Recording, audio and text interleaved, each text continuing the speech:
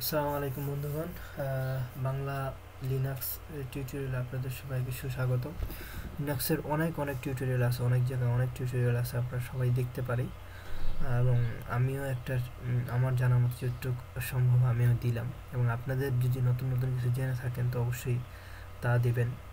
তো যাই হোক, আমি যেসব ইউজ করার ক্ষেত্রে যেসব সমস্যার সম্মুখীন প্রথম প্রথম হয়েছি সেই সব সমস্যাগুলোর সমাধানগুলো আমি দেওয়ার চেষ্টা করতেছি। আমিও বেশি দিন হয়নি লিনাক্স চালাই, মোটামুটি ভালোই কিছুটা জানি। তো জানার ভিতরে আপনাদের মাঝে যতটুকু ছড়ায় দেওয়া সম্ভব তা দিচ্ছি। তো যাই হোক, এবারে আমরা যেটা শিখবো সেটা হচ্ছে যে আমাদের যেহেতু প্রথম প্রথম লিনাক্স দিচ্ছি, তো যে কোনো সময় লিনাক্স পড়ে যেতে পারে বা সফটওয়্যার পড়ে যেতে পারে। যেহেতু প্রথম প্রথম লিনাক্স তো আর সরাসরি দেবো না, অবশ্যই উইন্ডোজের বা ম্যাক আমরা যেটা আগের থেকে চালানো শিখে আসছি তার পাশাপাশি দিব। তো এটা দেওয়ার জন্য দেখা যেত কোনো কোনো সময় সমস্যা হয়। তো সমস্যা হইলে আবার সফটওয়্যারগুলো ইনস্টল দিতে আমাদের সমস্যা হয়। আবার নেট কানেকশন অনেক সময় অনেক কী বলে অলসতার কারণে আমরা জিনিসটা আর আগাই না, আমরা পিছনে পড়ে থাকি। তো সফটওয়্যারগুলো ইনস্টল দিতে যাতে নেট কানেকশন না লাগে এবং খুব সহজে যাতে ইনস্টল দিতে পারি, তো কীভাবে দিব এই ব্যাপারটা এবারে আমরা শিখব।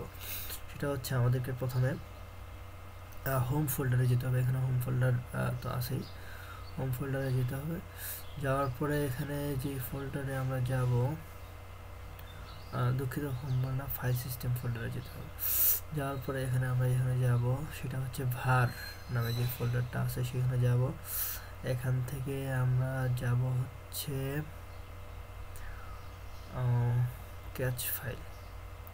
ক্যাচ ফাইলে যাব। যাওয়ার পরে এপিটি ফাইল আছে, এপিটি ফাইলের ভিতরে যাব। যাওয়ার পরে আর্কাইভ নামে একটা ফাইল আছে।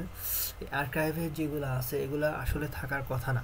লিনাক্সের সিস্টেম হচ্ছে যে সে আগে একটা সফটওয়্যারকে ডাউনলোড করে নেয়, ডাউনলোড করে এই আর্কাইভের ভিতরে রাখার পরে এখান থেকে এক্সট্রাক্ট করে এটাকে ইনস্টল করে দেয়। তো এগুলো এখানে থাকলেও যা, না থাকলেও তা। তো যাই হোক, আমরা এখান থেকে যা সফটওয়্যার ইনস্টল দিব এখান থেকে সফটওয়্যারগুলো মানে নিয়ে আমরা যে কোনো এক জায়গায় ব্যাকআপ রেখে দিব।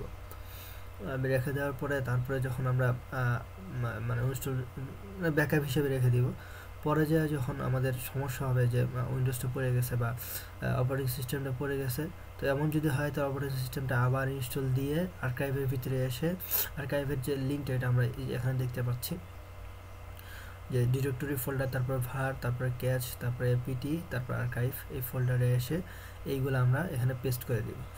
পেস্ট করে দিলে তারপরে যখন আমরা এই সফটওয়্যারগুলো আবার ইনস্টল দিব তখন আর সে নেট থেকে ডাউনলোড করবে না, এখান থেকে সরাসরি এক্সট্রাক্ট করে দেবে। তো আমরা বুঝতেই পারতেছি যে নেটের ঝামেলা আমাদের থেকে দূর হয়ে যাবে।